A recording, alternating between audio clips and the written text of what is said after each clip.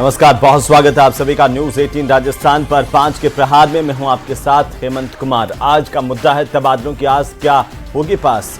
तबादलों का दौर थमने का नाम नहीं ले रहा है और थमने के बाद अब संशोधन का दौर चल रहा है। कई विभागों में बैकडेट में भी तबादले किए जा रहे हैं। मंत्री जोगाराम पटेल ने कहा है कि भाजपा सरकार के शासन में कर्मचारियों के तबादले पूरी पारदर्शिता के साथ किए गए हैं। तो वहीं जोगाराम पटेल ने यह भी कहा कि कांग्रेस के वक्त शिक्षकों के तबादलों को लेकर आरोप लगे थे, लेकिन हमारी सरकार में किसी ने ट्रांसफर पर कोई आरोप नहीं लगाया है। वहीं पीसीसी चीफ गोविंद सिंह डोटासरा ने बैकडेट में तबादलों को लेकर बीजेपी सरकार पर निशाना साधा। डोटासरा ने कहा कि बीजेपी ने सरकार में आने से पहले 100 दिन में स्थानांतरण नीति बनाने का वादा किया था। 1 साल बीत गया, स्थानांतरण नीति तो दूर, प्रदेश में तबादलों के नाम पर उद्योग चल रहा है। आज इसी पर सबसे बड़ी चर्चा प्रदेश की करेंगे। पहले देखिए ये रिपोर्ट।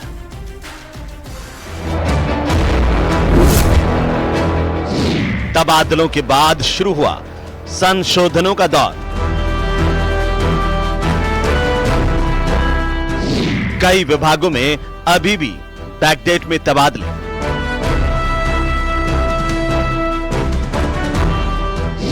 मंत्री जोगाराम बोले तबादले पूरी पारदर्शिता के साथ किए। जरूरत महसूस होगी तो ट्रांसफर से बैन हट सकता है। विषय आए हैं विकास के नाम, और विकास करेंगे, न किसी से डरेंगे, न किसी से लड़ेंगे, न किसी के भटकेंगे, सिर्फ विकास करेंगे, जनता की अपेक्षाओं पर खरा उतरेंगे। डोटासरा का तंज, बैकडेट में ट्रांसफर देखे नहीं। बैकडेट में ट्रांसफर हमने तो इस तरीके से देखे नहीं, ऑनलाइन हमने सिस्टम बनाया था। जनता भी बेचारी ठगी जा रही है और इनके मजे ही मजे हो रहे हैं साहब। तबादलों की आस क्या होगी पास। तो प्रदेश के सबसे बड़ी डिबेट की शुरुआत करें उससे पहले हमारे खास मेहमानों से परिचय करवा दो। पंकज शर्मा कांग्रेस पार्टी के प्रवक्ता हमारे साथ जुड़ चुके हैं। आशुतोष रावत हमारे साथ हैं वरिष्ठ पत्रकार के तौर पर। विपिन शर्मा हमारे साथ हैं कर्मचारी नेता। आप सभी का बहुत स्वागत है। कुछ ही देर में भारतीय जनता पार्टी के प्रवक्ता भी हमारे साथ जुड़ जाएंगे और तब हम उनको लेंगे। लेकिन विपिन शर्मा साहब, आप ही से शुरुआत की। देखिए, तबादलों को लेकर के जहां कांग्रेस बीजेपी में आरोप प्रत्यारोप चल रहे हैं, लग रहे हैं, लेकिन कर्मचारी नेता के तौर पर आप क्या देख रहे हैं? क्या पारदर्शी तरीके से तबादले प्रदेश में हो रहे हैं? किसी को कोई तकलीफ नहीं है और सही वक्त मिला है तबादलों को लेकर के? कर्मचारियों को भी कहीं कोई खामी तो नहीं है? आप कितने संतुष्ट हैं कर्मचारी नेता के तौर पर? सर, तबादले हुए हैं लेकिन शिक्षा विभाग के तबादले नहीं हुए। करीब 5 लाख शिक्षकों का वर्ग है, वहां तबादले नहीं हुए। 8 लाख कर्मचारी, 3 लाख के तबादले चल रहे हैं।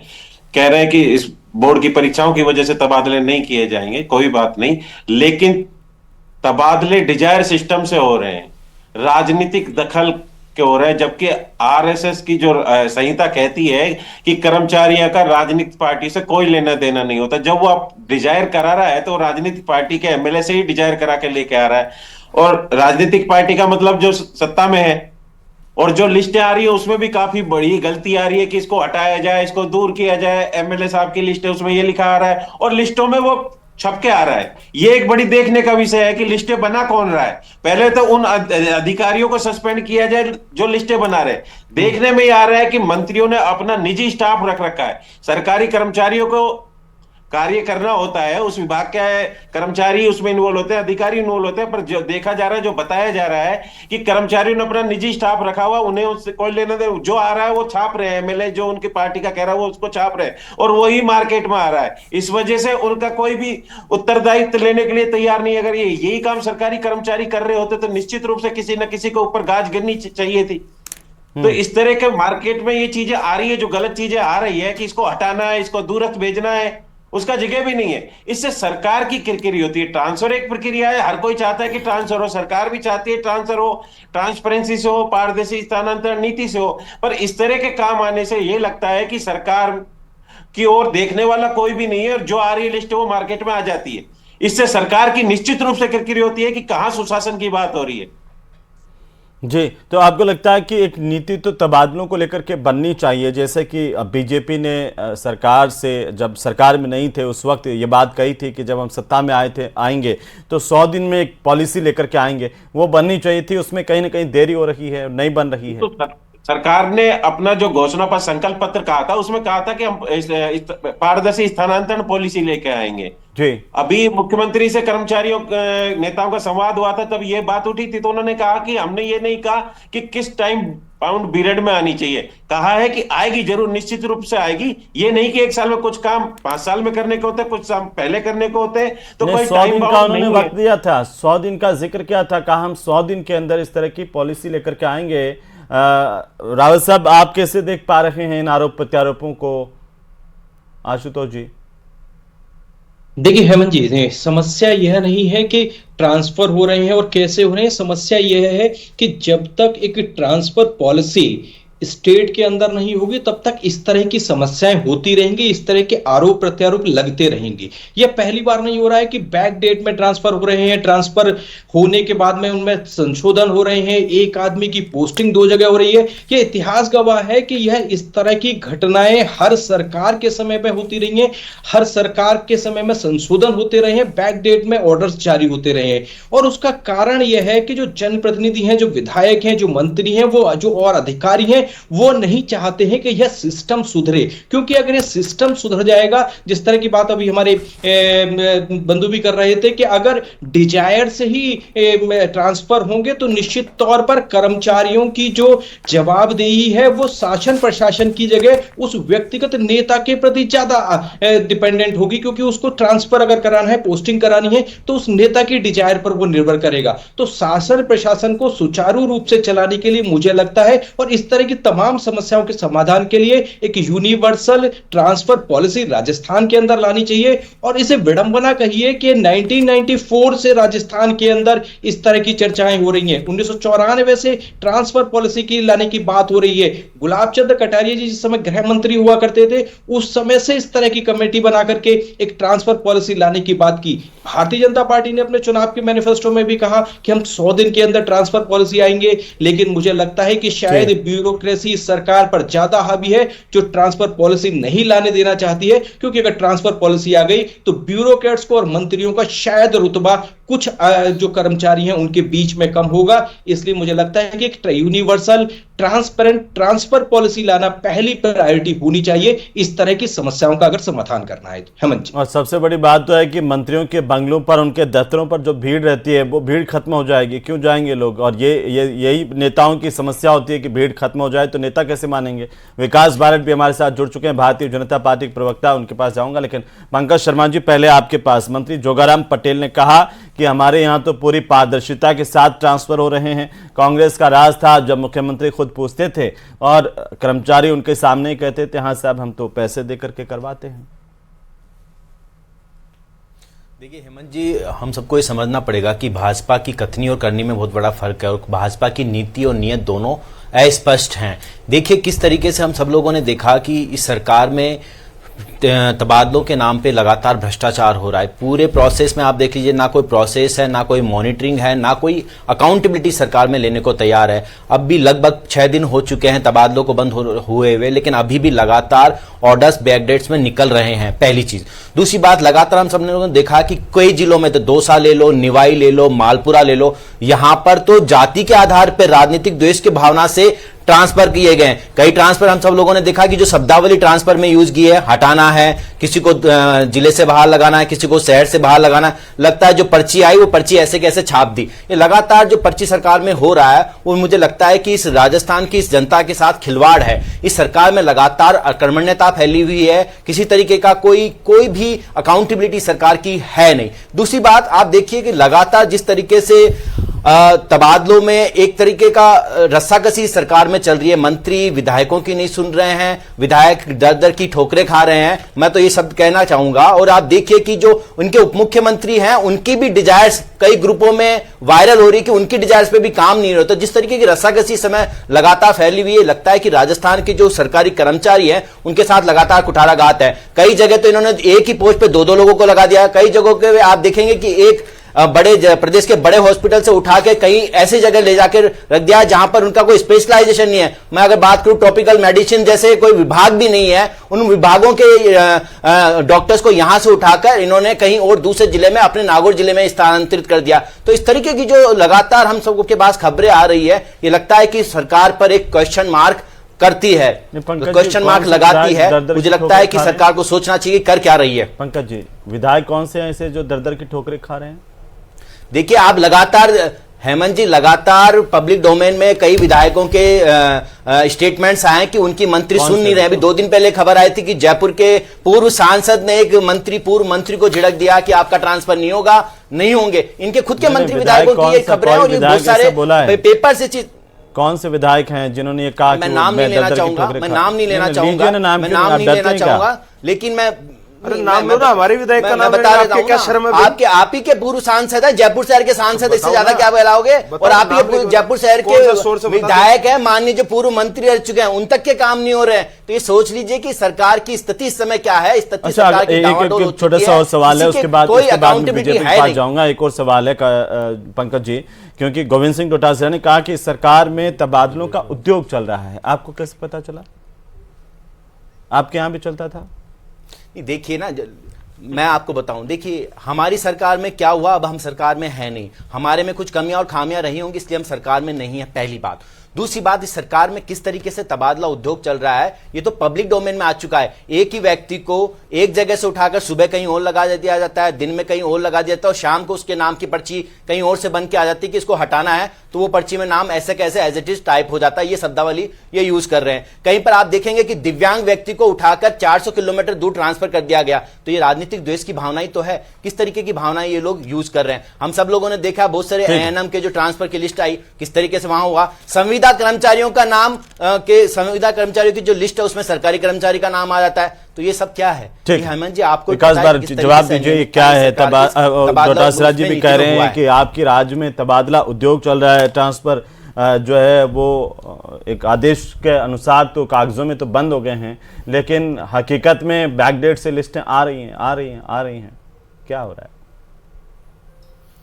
शायद भारत में हेमंत जी एकमात्र ऐसा वीडियो होगा जिसके अंदर मुख्यमंत्री अपने शिक्षा मंत्री के मंच पे मौजूद रहते हुए शिक्षकों से पूछता है कि क्या ट्रांसफरों के पैसे लिए जाते हैं, और शिक्षक एक स्वर में कहते हैं कि हाँ पैसे लिए जाते हैं। शायद एक ही वीडियो होगा ऐसा डिजिटल प्लेटफॉर्म पे। फिर दोबारा दोहराते हैं कि क्या कह रहे हो, तो शिक्षक चिल्ला के कहते हैं कि पैसे लिए जाते हैं। और वो थी ये खर्ची की सरकार। इस खर्ची की सरकार के अंदर जब खर्ची भेजनी होती थी राहुल बाबा की यात्राओं के लिए, तो देखिए किस तरीके से इन्होंने किया। अब इनका दर्द यह है कि इनके समय में जो लोग बिठा रखे थे इन्होंने, जो लगातार अभी भी जिनसे ये खर्चियां ले रहे थे, पीड़ा है कि उन लोगों को जगह से कैसे हिला दिया। बाकी आप देखिए कि राजस्थान में किस प्रकार की सरकार रही। आप देखिए कि जब शिक्षा मंत्री को उसके सामने शिक्षक मुख्यमंत्री के सामने कह रहे हैं कि पैसे लिए जाते हैं, तो बच क्या गया। और ये कहते हैं कि हमारे पूर्व सांसद जी ने आरोप लगाए, जो मुकेश भाकर आरोप लगा रहे हैं आपकी पार्टी पर कि जाति विशेष के ट्रांसफर किए जा रहे हैं, एससी के लोगों को टारगेट किया जा रहा है, ओबीसी के लोगों को टारगेट किया जा रहा है, तो आप कह रहे हैं कि वो सब पैसे देकर के कांग्रेस राज में आए थे, यहाँ पर उनको आप बाहर कर रहे हैं? नहीं, हम नहीं करे। कुछ एक होंगे जो इनकी पीड़ा जिनके लिए व्यक्त हो रही होगी, हम तो नहीं करे। नहीं, कुछ एक होंगे सर जिनके लिए पीड़ित है, और वो क्या आरोप लगाते हैं देखिए विरोध में है। आपके पास कोई उत्तर है क्या? उन्होंने बार बार ये आरोप लगाए हैं। देखिए साहब, इनके पास, मैं कह रहा हूं ना, इनके पास कोई बेसलेस आरोप है, मिथ्या आरोप है, और सिर्फ आरोपों की राजनीति करनी है। कुछ समाजों का नाम लेते हैं ताकि उस समाज के लोगों को जो है ये गुमराह कर सके। दूसरा ये भी कह रहे थे कि हमारे सांसद साहब कह रहे हैं और नेताओं की नहीं चल रही। आपके अशोक चांदना जी ने आपके सीएम साहब को लिखा कि कुलदीप रांका को मेरे विभाग का मंत्री बना दीजिए, कुलदीप रांका को बना दीजिए जो अधिकारी हैं, क्योंकि मेरी चल नहीं रही। फिर आपकी चलती सरकार में उन्होंने वहां पर जिला मुख्यालय का घेराव किया मंत्री रहते हुए। आप क्या नेताओं की चल रही है और नहीं चल रही इसकी बात करते हैं? तो इनको तो देखिए मोरल राइट तो कोई है नहीं। और इस सरकार में पहली बार हुआ है कि मेरिट्स के ऊपर अधिकारियों और कर्मचारियों की सुविधा, उनकी पारिवारिक परिस्थितियों, स्वास्थ्य परिस्थितियों, इन सब चीजों को देखकर पहली बार संवेदनशीलता के साथ तबादले किए गए हैं। आपकी सरकार में भी डिजॉय से ट्रांसफर होते हैं, तो आप फिर कैसे ये दावा कर सकते हैं कि आपके यहाँ पर पारदर्शिता है? पर हमारे यहाँ कर्मचारी मुख्यमंत्री के सामने, मंत्री के सामने ये नहीं कहते कि पैसे लिए जा रहे हैं। अरे तो कोई मुख्यमंत्री सही जनता से, कर्मचारियों से कि पैसे लिए जा रहे हैं या नहीं लिए जा रहे हैं? आप बैठ के दावा कर सकते हैं कि आप एक भी स्वतंत्र है कर्मचारी ना, को पैसे मीडिया नहीं देने स्वतंत्र है। अगर पड़ेंगे। ऐसा किसी भी प्रकार का आप देखिए, आप देखिए ना कि आप तो स्वतंत्र हैं, मीडिया जो है स्वतंत्र है, कहीं पर ऐसी कहीं बात भी उठी हो तो आप बताइए ना, ऐसा कोई भी प्रकरण आया हो तो बात बताइए। वरना सिविल लाइंस के अंदर आपको पता है किस प्रकार खुली दुकानदारी चलती थी दिल्ली खर्ची भेजने के लिए, और आपको तो पता है किन किन हालातों में इन्होंने गोविंद सिंह डोटासरा जी ने कहा, मुझे तो बाकायदा अपने क्षेत्र में भाषण में कहा, पता है। सुनिए सर्विलांस क्यों? मालवीय नगर वाले पेट्रोल पंप गोविंद पर डोटासरा किसके जी बेटे, ने, कौन से मंत्री के बेटे वहां पर गोविंद पैसे सिंह जी, देते थे, वो भी सुनिए, पता है जी, वो भी चर्चाएं थी। हेमंत जी, नाथी के बाड़े वाले डोटासरा जी ने कहा खुला कि मेरा मंत्री पद जाने वाला है, कोई भी ट्रांसफर कराना है तो करा लीजिए। हेमंत जी, आ रहा हूं, कोई भी कराना है तो करा लीजिए। ठीक है, आप जवाब दे रहे हैं, इन्होंने इनके नेता तो कहते थे कि मैं पंकज मंत्री जी पद जवाब से जाने दे वाला रहे हूं, हैं, कुछ भी पंकज करवाना है जी, तो करवा पंकज जी लीजिए, जवाब कोई दे नियम नहीं रहे है। हैं, जवाब दे रहे हैं। देखिए हेमंत जी, देखिए हेमंत जी, बीजेपी के प्रवक्ता कह रहे हैं कि इन्होंने संवेदनशीलता दिखाई और मेरिट के आधार पर ट्रांसफर किए। मैं तो इनसे पूछना चाहूंगा, इन्होंने एक बार पहले भी ट्रांसफर किए थे जब हम सब लोगों ने देखा कि किस तरीके से चूरू जिले से किस तरीके से ट्रांसफर हुए, जाति विशेष के ट्रांसफर हुए, किस तरीके से हमने इस वाली लिस्ट में भी लगातार देखा है किस तरीके से जो दिव्यांग लोग हैं उनका ट्रांसफर 400 किलोमीटर दूर कर दिया गया। तो वो संवेदनशीलता है, संवेदनहीनता है, वो तो मुझे लगता है बीजेपी प्रवक्ता ही ज्यादा बेटर बता सकते हैं। किस तरीके से हम लोगों ने देखा कि दौसा के गीजगढ़ जिले में जो सीएससी है उसके पूरे हॉस्पिटल को खाली करवा दिया गया जातिगत द्वेष की भावना से। हम सब लोगों ने देखा कि किस तरीके से निवाई से कहां लोग भेजे गए हैं, कहां लोगों का ट्रांसफर किया गया, मालपुरा से कहां ट्रांसफर किया गया, झुंझुनू से कहां ट्रांसफर किया गया। भैया अगर मेरिट के आधार पर थी तो आप राजकाज पोर्टल से करते ना ट्रांसफर, बैक डेट्स में नॉर्मल वे में क्यों कर रहे हो? क्योंकि आपने कोई ऑनलाइन प्लेटफॉर्म पे यूज ही नहीं किया। ये तो पूरी दुनिया को पता है, सारे सरकारी कर्मचारी जानते हैं किस तरीके से भ्रष्टाचार फैला हुआ है आपके कर्मचारी नेता है विपिन जी अभी आप सुन रहे थे विकास जी को, वो कह रहे हैं कि मेरिट के आधार पर ट्रांसफर हो रहे हैं हमारे यहाँ पे, तो और एक भी आवाज ऐसी उठी नहीं है कोई। तो ट्रांसफर तो मेरिट के आधार पे नहीं हो रहे, ट्रांसफर तो राजनीतिक दखलंदाजी के तौर पर हो रहे हैं। डिजायर सिस्टम का मतलब क्या है? राजनीतिक दखलंदाजी। तो जिन मंत्री जो बीजेपी के एमएलए जीते हैं वह दूसरे ने किसी कर्मचारी ने किसी का साथ हो तो उनको द्वेषवश की भावना से ही ये ट्रांसफर हो रहे हैं। जब भी उसमें लिखा रहा है कि दूर भेजा जाए, एमएलए लिख रहा है दूर भेजा जाए, जिले से दूर भेजा जाए, जब वो जिले का ही कैडर का आदमी जिले से दूर भेजा ही नहीं जा सकता उसको। इस तरह की चीजें आप कह रहे हैं कि शिक्षा भेजा जा सकता है, उसको जिला बदर करना कहते हैं, भेजा जा सकता है उसको जिला बदर करना कहते हैं। और बहुत सारे कर्मचारियों के जिला बदर आपकी सरकार में भी होते हैं राजनीतिक तौर पर। जिला जिसका कैडर ही जिले का हो तो जिला बदर भेज ही नहीं सकते। जैसे तृतीय श्रेणी शिक्षकों का जिला बदर का कैडर है, वो अपनी इच्छा से ही आ सकता है दूसरे जिले में, सरकार उसको दूसरे जिले में नहीं भेज सकती। वो ठीक बात अगर द्वितीय श्रेणी की बात करें तो संभाग के अलावा कहीं नहीं भेज सकते। नहीं, शिक्षकों का तो अभी ट्रांसफर हुआ ही नहीं है ना। शिक्षकों का तो विपिन जी शिक्षकों के ट्रांसफर तो अभी हुए ही नहीं। लेकिन फिर भी आपने बहुत महत्वपूर्ण बातें कही है कि मेरिट के आधार पर कैसे हो सकता है जब आप डिजायर सिस्टम से कर रहे हैं। विकास भारत साहब, मैं चाहता हूँ इसका जवाब दीजिए, उसके बाद में रावत साहब के पास जाऊंगा। मैं कर्मचारी नेता जो बैठे हुए हैं इनको पूछना चाहता हूं कि जनप्रतिनिधि का मतलब क्या होता है? जनता का प्रतिनिधि तय करेगा ना कि 100 लोगों में से अगर 20 लोगों का ट्रांसफर किया जा सकता है तो किनके यहां पर किस प्रकार की आवश्यकता है और किनको कहां लगाया जाना चाहिए। अच्छा, विपिन शर्मा जी से पूछना चाहता हूं फिर कांग्रेस सरकार में किस प्रकार ट्रांसफर होते थे? और दूसरी बात, आप कह रहे हो कि ये कहा गया कि जिले से हटाया जाए, तो कुछ लोग जो सरकारी पदों पर रहकर राजनीतिक कार्यकर्ता की भूमिका निभाएंगे, जिक्र किया, हम तो ये मांग कर रहे हैं कि पारदर्शी स्थानांतरण पॉलिसी एएनएम के ट्रांसफर के आगे लिख दिया, इनको जिले से दूरस्थ स्थान पर भेजा जाए। ये नहीं पता है वो दूरस्थ स्थान कौन सा है। सरकारी कर्मचारी किसी पार्टी पॉलिटिक्स। हेमंत जी, आप ये बताइए, कुछ लोग अगर ढर्रा बनाकर सरकारी मशीनरी को राजनीतिक सक्रियता में काम में लेंगे, कैसे चलेगा? हम यही तो कह रहे हैं, सरकार पारदर्शी स्थानांतरण पॉलिसी लेकर। मैं ये कोई कह रहा हूँ कांग्रेस ने बहुत अच्छा बोलिएगा, अच्छा किया होता तो सरकार रिपीट नहीं होती। वही काम आप करोगे तो रिपीटेशन कैसे होगा? सरकार पुरानी सरकार का डर्रा बता के कि उसने ये किया हम भी यही करेंगे तो अच्छा, क्या? आपका नाम विकास है क्या? रावत जी से लेना चाहूंगा। विकास जी, मैं आ रहा हूं आशुतोष जी। इस वजह से कर्मचारी ने आपको चुना पारदर्शी स्थानांतरण पॉलिसी लेकर, लेकिन 1 साल हो चुका, अब तक कोई भी बात नहीं हुई आपकी स्थानांतरण पॉलिसी की। विपिन जी, एक मिनट, जो विपिन शर्मा कह रहे हैं आशुतोष जी, एक चीज मैं और बोलना चाहता हूं। मैं आ रहा हूं आपके पास, इसके बाद आप शामिल तौर पर जवाब दीजिए। तबादला नीति वाली बात करने वाले कांग्रेस के प्रवक्ता जी से पूछिए 5 साल में 3rd ग्रेड के ट्रांसफर क्यों नहीं खोल पाए? सुनिए ना सर, एक मिनट। तृतीय श्रेणी शिक्षकों के ट्रांसफर तक नहीं खोल पाए। सवाल उठाया है कि अगर जो गलतियां वो कर रहे थे वही गलतियां आप करोगे तो फिर किस लिए आपको सत्ता में बिठाया था? तो शिक्षा नीति बना रहे हैं, तो कहा था 100 दिन के अंदर ट्रांसफर पॉलिसी लेकर के आएंगे। ये किसने कहा था? ये किसने कहा था? विकास भारत, कि 100 दिन हम में कह रहे हैं, मैं ट्रांसफर अभी पॉलिसी लेके आएंगे? फिर से दोहरा रहा हूं कि हम शिक्षकों के ट्रांसफर्स के लिए एक बिल्कुल पारदर्शी नीति जो है इंट्रोड्यूस करेंगे।